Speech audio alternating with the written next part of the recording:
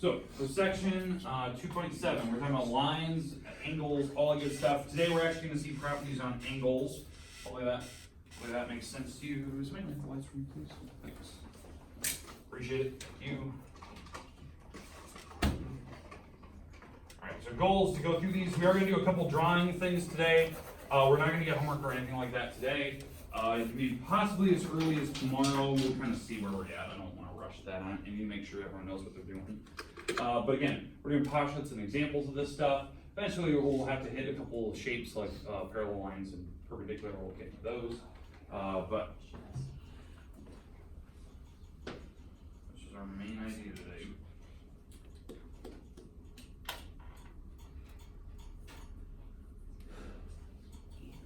No idea what it's doing.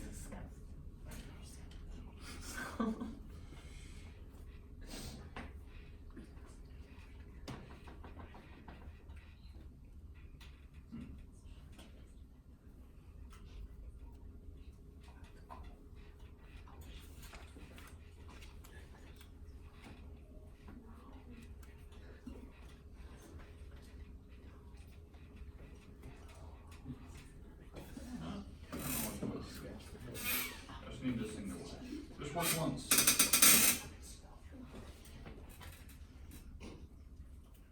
Come on.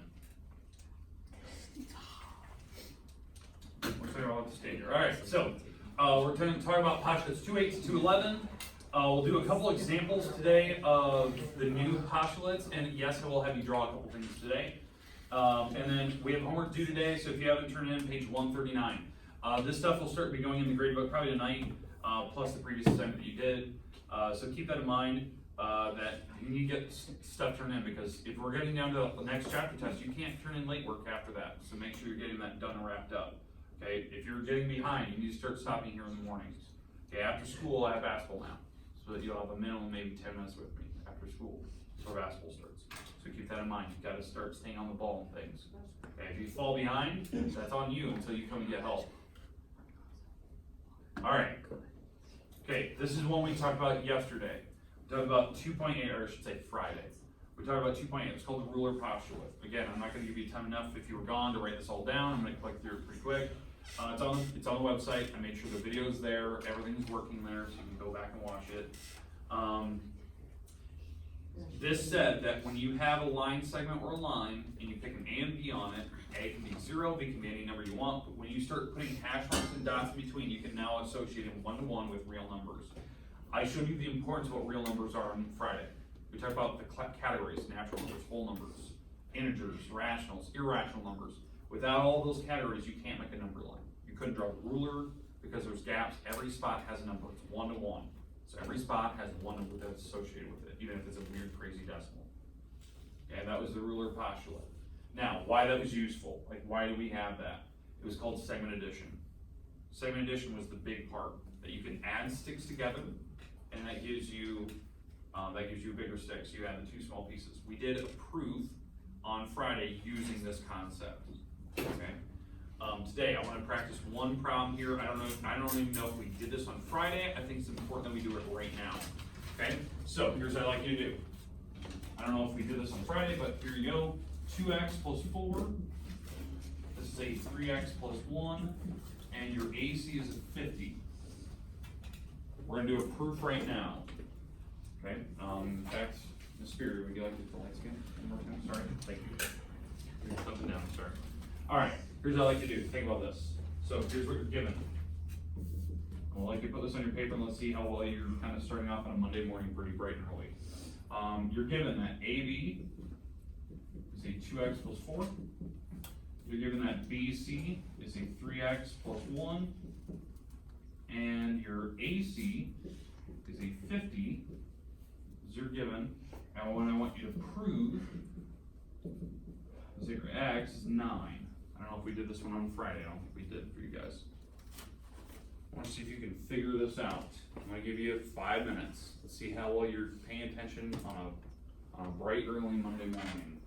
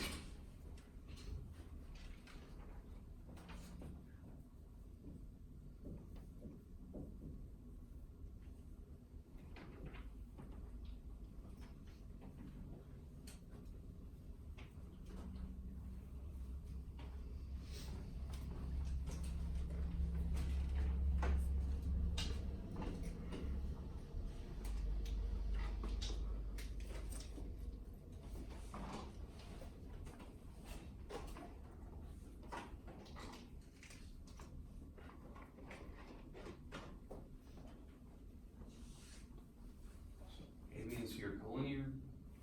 Is midpoint of A to C, it can only have AB is plus BC is equal to AC. That's kind of a big important chunk of this. I'm betting on most of you, if you're paying attention the past week or so, will get a majority of the proof done. Because again, I'm just using that outline over there. Like that's the outline I'm sticking with, right? That's what I'm doing. Problem is, I'm almost guaranteeing that one part will be wrong. One piece. It's always one step. People don't think about it. They usually do most of the steps correctly. And we're gonna do shortcuts on this one. Just to get kind of back in the swing of things today. And we'll get into our new postulates and whatnot.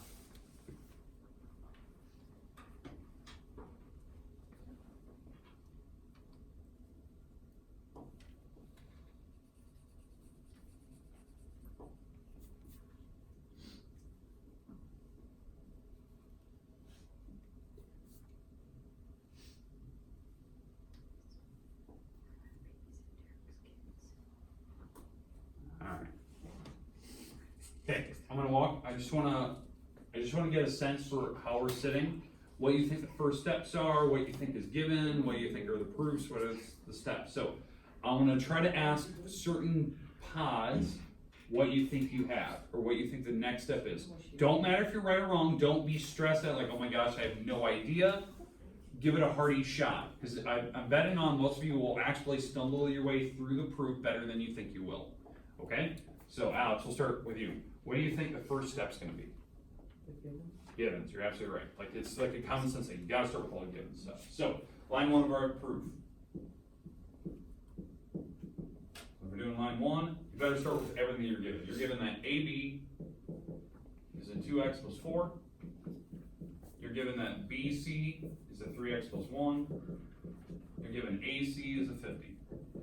Absolutely correct. That's all you're given. Now, you shouldn't get the property wrong, just given. Duh. Does that make sense how line one always works? You should be guaranteed 2 points if you do a geometry proof. You know the first two lines, first two steps. Now, this is the hard part. What most people get wrong is step 2. Okay, I know that seems really goofy. Step 2 is always the one that people get wrong. They try to jump immediately into a formula, they add things together, they have, all the things. But you need to start with an obvious thing. Like step 2, if you look over there, is redefine a vocab term or a symbol. We don't have a lot of vocab words. Like we're given this stuff, and we're proving this. Like there's not a lot of vocab words. I don't even have the word congruent in there. Like there's no symbol for congruency. There's nothing. But there is something that you do know. In fact, it's printed on the board. What is the main purpose of what we're doing here? AB plus BC equals AC. Exactly. That should be your second step. A lot of people forget that, or they just don't know. Because we can't just immediately go into a formula. You have to state, like, how do you know you can go to a formula? This is what it says. That when I add AB and I add BC to it, I'm going to get AC out of that thing. Okay, and if you want to switch that around, you definitely could. Like, if you don't want to write it like this, you could definitely write it like this concept. AC is equal to, you could do it that way as well. You don't have to. I'm going to go back to the original one I had. Okay, you just have to make sure that you're adding two things together and you're getting AC. Now, the reason, what do you think the reason that I can write that thing down? Collinear or collinear? Nope, it's right above it. Segment addition. It's the postulate we just learned. It's the property. It's just segment addition. You can add segments together, and that's the reason. You could write postulate 2.9. I don't really go after the postulate number. I just say segment addition. That's kind of the obvious way to do it. If you want to say segment addition postulate, fine. Okay, does that make sense? Because most people, they just try to go immediately to the formula. But the only reason why you can go to the formula is because of that line. That you can add pieces together and actually solve it out. Okay? So now, let's go to the next pod. So gentlemen, what is the formula that I should have written down in step 3? Because the step 3 is like set up your formula. What should I have? 2x plus 4 plus 3x plus 1 equals 50. Boom. Done. Equals 50. That's absolutely correct. There's my formula. That's what most people want to put on step 2. You can't do that yet because you have to state the formula that I'm using. Like, how do I get to this one? It's because the segment addition allows me to add the two small pieces together to make a big piece. Now again, what I'm doing here is I'm substituting. Doing substitution, I'm plugging in things in from line 1 to line 2. I'm taking this step, plugging it in, taking this step, plugging it in, taking this step, plugging it in. Well, plugging in means substitute. Putting stuff of equal value in. Does that make sense? Like, most people like forget that. Okay, let's do some math. Let's go to the back table. What's the next step that I probably should write? Just do some simple stuff. You can do shortcuts. What do I get when I add some of these things together? You get 5x Good, keep going. and plus 5, Plus 5, keep going. and then algebra equals 50. Boom, I like it. Okay, it's just simple math, right? I'm allowing shortcuts. You don't need to put commutative or anything like that, or factoring. We're just doing shortcuts. We're adding some stuff up. That simple substitution again, this is line 4. I know it seems weird that we can put 2 substitutions in a row, because again, we're doing quick subs. There's not like we're adding stuff to both sides of the equation. It's not an additive property of equality or anything like that, because I'm not adding something across. It's just combining like terms. It's just substituting. Again, part of this shortcut steps. Okay, that was very nice. Middle group, what should we do next? How should we solve? You have a minus 5 to Yeah. 50. Yeah, so what do you get when you actually do it? Let's actually just, you subtract 5, I agree with you. What do you get after you do it? X equals 9. Not quite. Oh, 5x There you equals 45. go. Boom, okay. Okay, does that make sense? We just subtracted 5 to both sides. Now, what he just said, that was his property name. We subtracted both sides, so it's subtraction property of equality.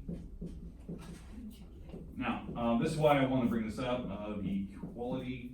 Why I actually write subtraction property of equality, not like substitution. If you did it to both sides, and you made up new math, it's not like just combining like terms. Like, I'm actually subtracting a number to the other side of the equal sign. You're making up new numbers there. That's a property of equality if you do it to both. Now, the shortcuts allow me just to go down to the answer after I do it. You don't need to write, 0 and cancel out 0. You don't need to do any of that. Okay, last step. Let's go to, there are 2 groups over there. Anyone can pick this up. The very last step, what should we get to? X equals 9. Okay, good. How do we get there? Divide 5. Divide by 5, right? Yeah, you're absolutely right. And what she just said, right, we divided, that was your property name. So, you're absolutely right, x is equal to 9, and we divided to both sides. So it's division, property of equality. Prop of EQ, all right. Now, if you're stumbling your way through it, I'm hoping you get a majority of the steps right. That's what I'm hoping for. Do we have to get everything right? No, we're not gonna be perfect. This is we're still the intro baby steps into it. But hopefully you're getting a lot better at these proofs, or you at least feel more comfortable now that we know the process. Okay? I'm just gonna let you know. Hint, hint, hint, hint, hint, hint, hint. That's a really great test question. Just saying. It's got a nice geometry point to it. Kind of follows the order that I'm doing, kind of uses a property here or there. Hint, hint, hint, hint, hint, hint, hint. Okay? Alright. We're good to go though? Okay, now, the next problem, I just want to show you what the book had for some of these problems. I didn't assign any of these yet. These are just things that I noticed in the book that could use very similar problems, but they may not use segment addition. It may come down to doing congruency and other things, but here's another problem that I saw in the book that I thought it's kind of nice to look at, okay? I think this is the one we did Friday, correct? This should have been the one we did on Friday. We talked about if B is the middle of A to C, we talked about if D is the middle from C to E, that we can eventually prove that this whole thing is made from 4 ABs put together. I think we talked about that on Friday. Okay, another problem. Again, if you were here, you probably already had that problem written down, correct? All right. Now, what we also talked about, or what we didn't get to is this one. Now, we're not gonna go through this whole problem. I want to talk about it. Notice, we have an if line, we have a bunch of sticks that are given to us that are congruent to each other, and we have to prove that 2 other sticks are congruent. Okay? I almost guarantee when we start this line 1, it probably should be this stuff. Right? That's line 1. Line 2, we got to define what congruent means. So I probably should go after, this stick is equal to this stick. This stick is equal to this stick. Like, actually get rid of the congruency symbols, put equal signs in between for these 2 things. and say that they're equal, and the reason over there, if you're looking at the board over there, is definition of congruent, right? That's the order, you have to define what those symbols mean. After that, then we can get down to what our final steps are, proving that certain things are equal. What we're actually trying to show here is that VW, this piece, is equal to VX, this piece. So what you have to do on this problem is that VZ is this one, is equal to this piece, and these pieces are equal, so you have to subtract them off, and you'll get the final piece. It's using segment addition again, that's the last one. This might be a problem maybe I'll do maybe right away tomorrow. We might come back to this one full circle before I turn you loose on homework.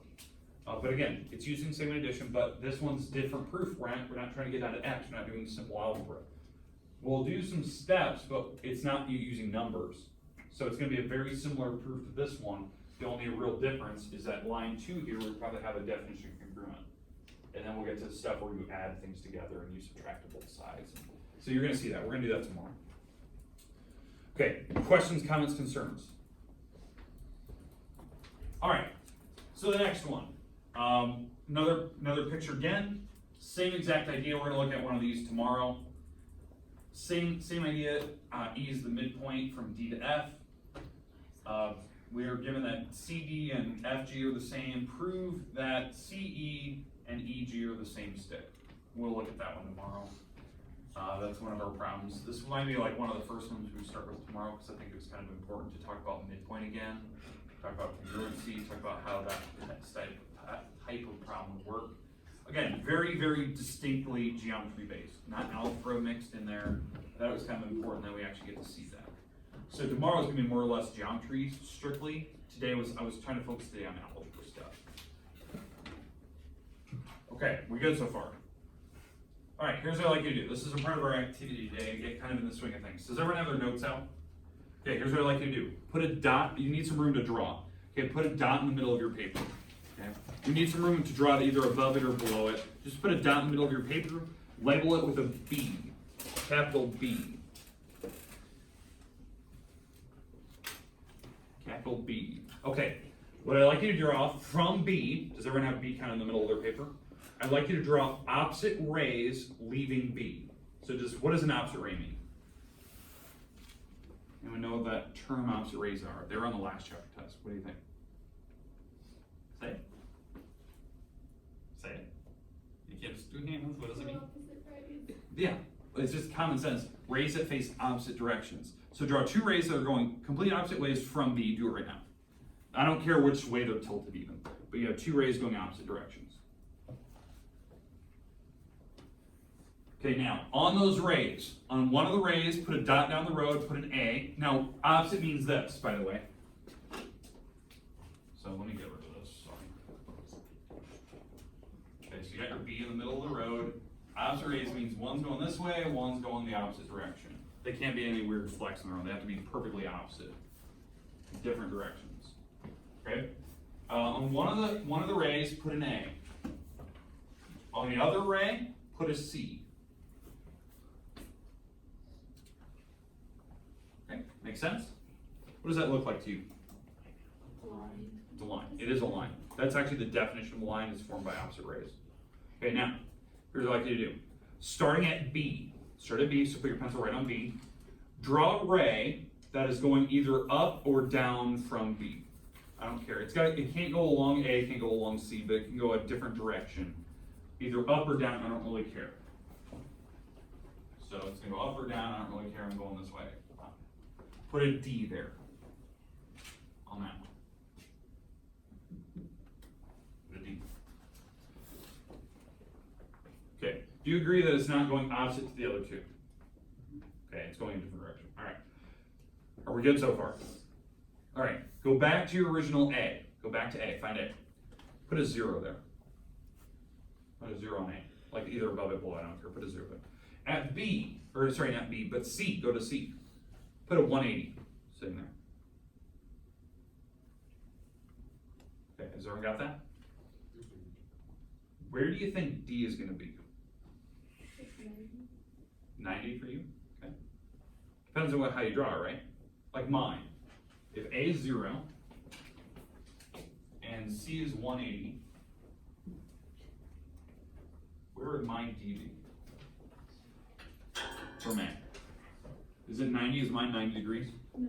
No, it's definitely not. Right? It's an angle, right? That's what I'm trying to get you to see. Drawing an angle here. What would mine be? You gave it a number. 70. 70? Okay, I can go with that. Let's say this is 70. Okay, draw another ray from B. So start at B, draw another ray. Go a different direction. It has to be on the same side that you drew D in. So it has to be on the same side. So don't go the opposite, the complete opposite way. So I'm going somewhere else now. Put a dot there, let's call it E.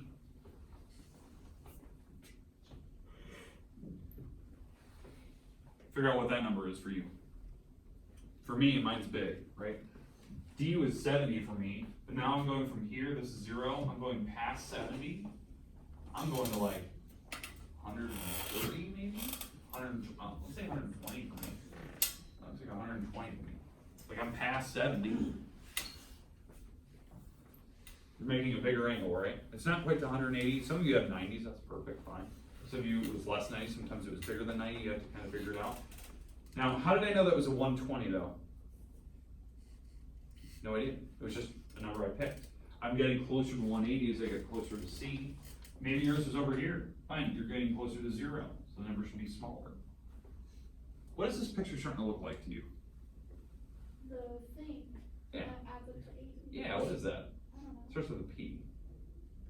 Protractor. Protractor. It's starting to look like a protractor. That's the idea. If you kept doing this over and over and over, and I just kept having you draw more and more of these, eventually you're absolutely right. This thing would start to mimic a perfect protractor. What you're actually doing is you're doing the first steps in the protractor postulate. You're actually drawing a protractor following the steps that the postulate actually says. Okay? This is how they actually created a protractor in the first place. It was exactly the steps that you were doing. They were just picking two numbers, 0 and 180, and they're just labeling numbers in between. So here you go. Let's go through it. Boom. Okay, I like you to write that down. This is a postulate, postulate 210. This is how we actually measure angles on a piece of paper. It's using a protractor. Hopefully everyone in this room still has a copy of that protractor game at the beginning of the year. I told you to use it as a bookmark. It's that plasticky thing.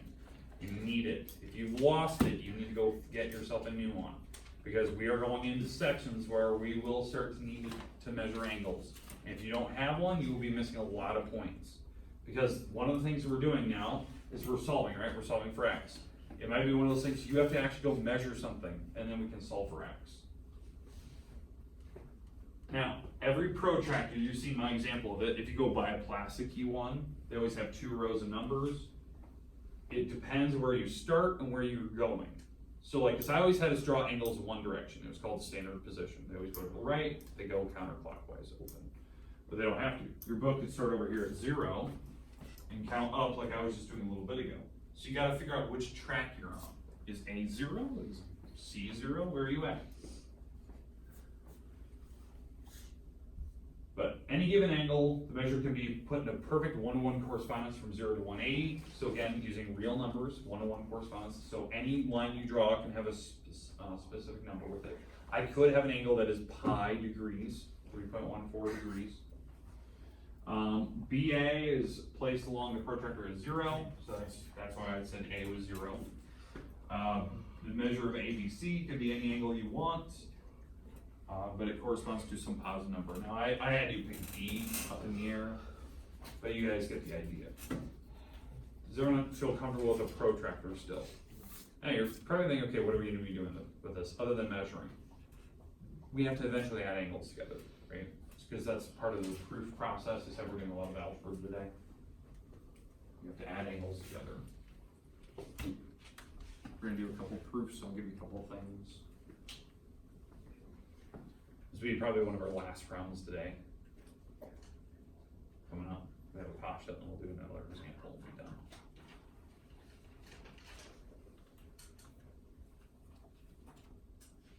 Okay, again, I'll put this PowerPoint on my website tonight, and the website is working now. Everything's appearing, does look fine. Videos are actually working again.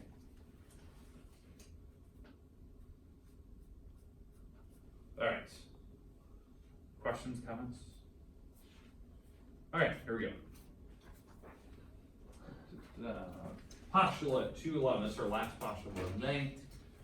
It's called angle addition postulates, where you can add angles together. D is the interior of ABC, angle ABC, just like the angle you just drew a little bit ago, before you drew all those extra lines. If and only if you add two angles together, the two small ones, and they add up to be the big one.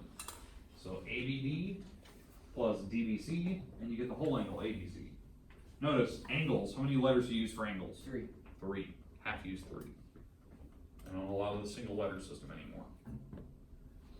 You can use number system if you want. Angle 1 and 2, they add up to be whatever the other angle is, the big angle. But I prefer the 3-letter system. If you draw lines, you use 2 letters, but if we do angles, we use 3. The vertex has to be the middle letter. So if you notice, when I'm adding angles up, the B is the middle letter. We're gonna do a proof of this. So this will be one of our last examples of the day. It's gonna be very similar to the one we just did.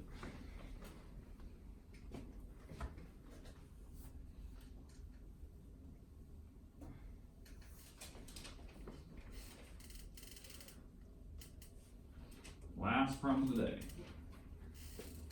And tomorrow we'll focus more on the geometry style proofs.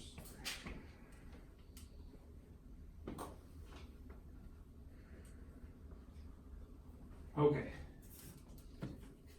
Let's say that I gave you angle. The measure of angle ABD is 70 degrees.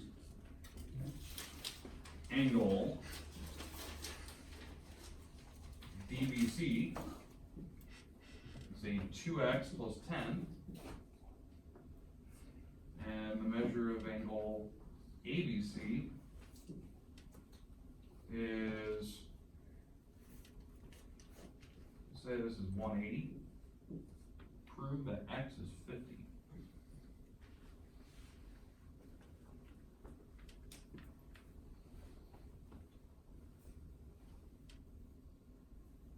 We're gonna do this. This is one we're gonna do together in class.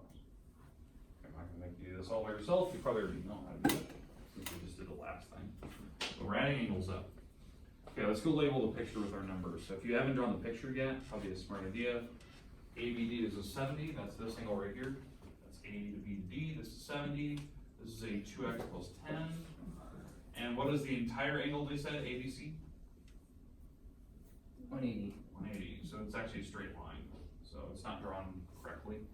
So if they add it to be 180, that's a linear pair, supplementary kind of idea. So, but step 1, what do I have to put on the proof? The givens. Givens. We're given 3 things. Measure of angle ABD is 70 degrees. The measure of angle DBC is a 2x plus 10. And the measure of angle ABC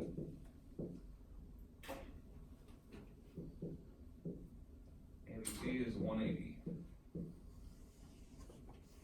Now, that's all our givens. What should we do next in step 2? We did this earlier. Yeah. The definition of angle addition. Yeah, angle addition, right? You add up angles. I can add up to 2 small angles. So I can add up, if you look at the picture, I can add up ABD, that small angle. I can add that to the other small angle, which is DBC. That's the one that I have labeled there over there with a Y in it. So DBC. And this should equal the measure of ABC, the whole big angle. That's the large angle. But again, that's angle addition.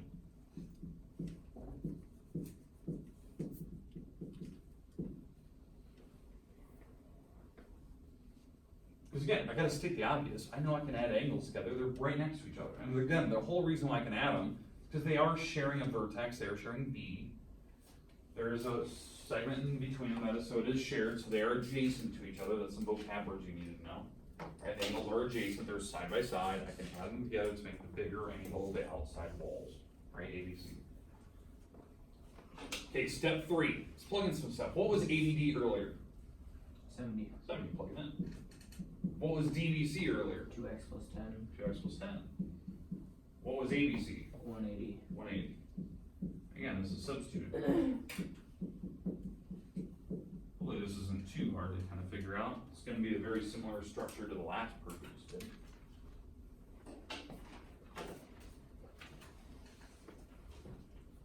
Okay, step 4. Let's do some math. What do I get when I add some of these like terms together? 80. Get 80. 2x plus 80 equals 180. That's substitution again. Adding in some like terms. I know in that process there's commutative and stuff, but I'm just adding like terms, so I'm just gonna call it substituting. That's shortcuts. What do I need to do to both sides now? Subtract. Subtract what? 80. 80. Okay. So if we subtract 80, both sides, we know the property name. Okay, that's subtraction, right? But what are we gonna get? 2x equals 100.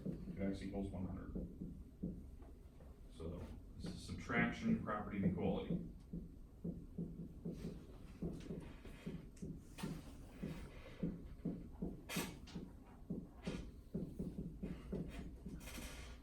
Subtraction, property of equality. Last step, what do we have to do? Divide. Divide by 2. Divide. X is 50. Done. That's easy. We proved what we needed to. So we divided to both sides. Division, property of equality. Now again, I kind of warned you today it was all about algebra. I warned you of that, right? I said the types of pounds are very, very similar because you're just proving certain numbers. Easy. Do you agree that that looks identical to the last one we did? It's actually the same properties in the order.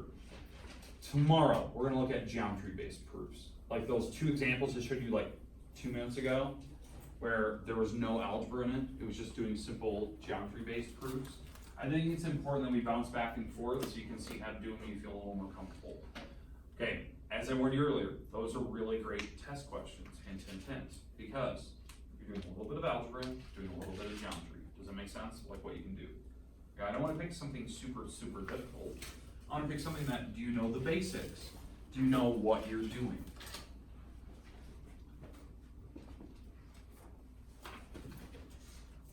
Okay. Now, tomorrow, we're gonna continue with this. We're gonna do a couple more properties with this. I would expect possibly, as early as tomorrow, we'll get our next assignment for the week. By the end of the week, what should we be looking for? Study guide. Possibly a study guide. I might even have one by maybe Wednesday or Thursday this week, so that way you have it plenty in advance. Test maybe next Tuesday-ish. That's kind of earliest I'll probably put it.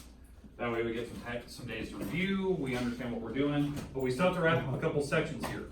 I still want to wrap up a couple of stuff on properties. There's still a couple things I want to talk about, parallel and perpendicular, because we did straight lines, but I want to talk about some other things we need to talk about. So there's a few things we're going to clean up this week. If you haven't been turning in your homework, page like 139 or page 130 that was due last Thursday, get those turned in. Those are things you need to be thinking about. Those are the previous homework assignments that were on this quarter so far, other than our in-class activities.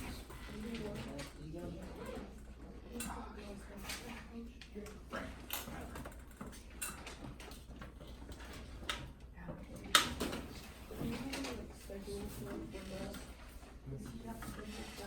Yeah, I'll know. So this week it's always 3:30 until 6 every single night. Next week it'll be till 5:45.